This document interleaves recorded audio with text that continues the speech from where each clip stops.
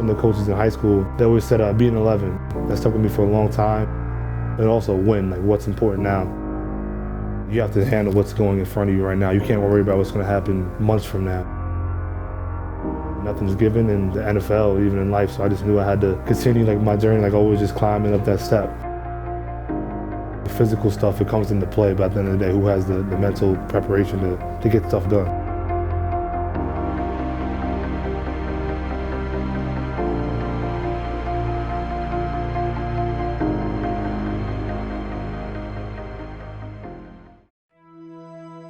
My first year playing football, church was really important. Most of the games around here start on Sunday. I definitely was in church more than I was playing football.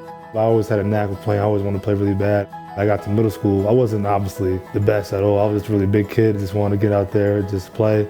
I came to one football game and Coach Laverty was literally beet red, yelling, holding him by his mask and yelling at him because he wasn't getting it. And he got an award in middle school, like, you can yell at me all you want, coach, but I'm not going to run any faster or something, something like that. So, 12 years old, that's the year where he started like growing faster than everybody else, and he just didn't stop. Ethan played, ran track, did he loved basketball, excelled at that as well. Football, baseball, we did it all.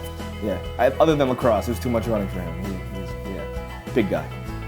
As I matured more in football in high school, I started working out more, getting stronger. Just mentally, that was a big thing. I know the late Coach DeCavia, he was one of the biggest helpers in my career, just getting me going mentally, because football is really mental.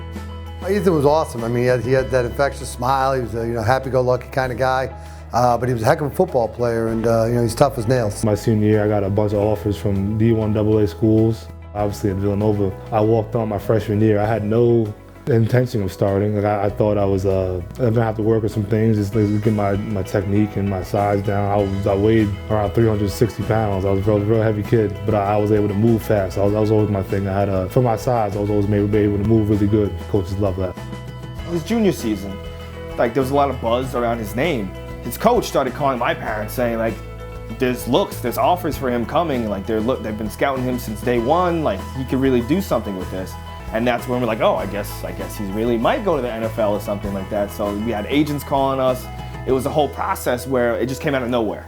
Going into my senior year was when I got a whole bunch of attention. Over 30 to 40 agents texting my phone saying I'm projected this round, this grade on my play, and it was just really technical. It was really kind of confusing in a way. Probably mid-season, I tore my labrum. Going into the NFL injured is really, really a problem because there's so many kids who want the same spot as you. We were on pins and needles because he was, in a sense. Yeah. So it was some tough always decisions. looking on all the mock draft picks. And, we were constantly see where he was. Yeah. And but we knew that the injury made it difficult for him, and it was some tough decisions. Scout team came up to me, told me that like if you get the surgery, we can't draft you. We can't do anything with that. So I knew that my agent talked about it, and he said like you got to do what you got to do. Like this is just the process. You're gonna have a tough road.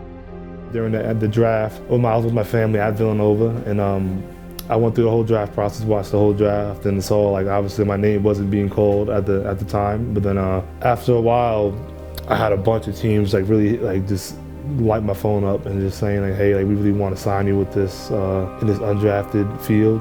We watched it on TV. It was, thanks for watching, blah, blah, blah. And then all of a sudden these phone calls came in, I mean, just as it was ending, he was getting phone calls from different people on the teams saying, hey, we're interested. So that's when him and the agent, quick conversations on the phone and stuff like that. And so like my wife said, within minutes, he committed to the Saints verbally. It was getting really, really crazy, but then my agent broke it down for me. He was like, you need to go with the Saints. The Saints is the best opportunity for you to make a team and to do what you need to do to showcase you. They like you a lot, they believe in you, so I think this is the right decision to make. So I was talked to my family. I told them I was going to sign with the Saints, and it was a big deal. My phone was on 3,000 people texting me, excited for me, and it was really cool just to have that opportunity. Well, I think what he's done is he's proven to anybody, it doesn't matter where you come from, doesn't matter what your background is, as long as you're willing to work hard and you study in school and you set yourself up in the right ways, good things will happen. Not that everybody's going to be in the NFL, but if you set high enough goals, you achieve them. I remember the first couple of practices, I was like, dang, this is a whole new beast. Like there was people just as big, just as strong, just as fast. I was able to adjust and just do what I had to do to get used to it. And after a while, as I developed more, it was way, mentally and physically, it was way easier just to get used to it. We went to New Orleans to see him play, and then we actually got to see him play Tennessee. We went down to Tennessee for Christmas and spent Christmas with him there. To be at, Saints Stadium, watching them play, seeing him on the sideline, hearing the crowd, because it's loud. I mean, it's incredibly loud.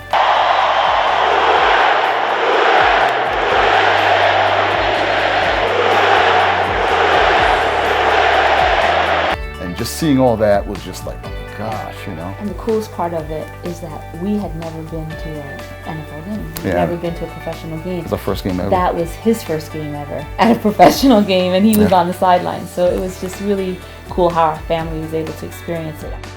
I just told him if he's ever on Monday Night Football when they do the induction, he has to say Ethan Greenidge, Riverhead High School. He can't say Villanova. So he knows that's the only thing I've asked him to do, and he's agreed to do that for us.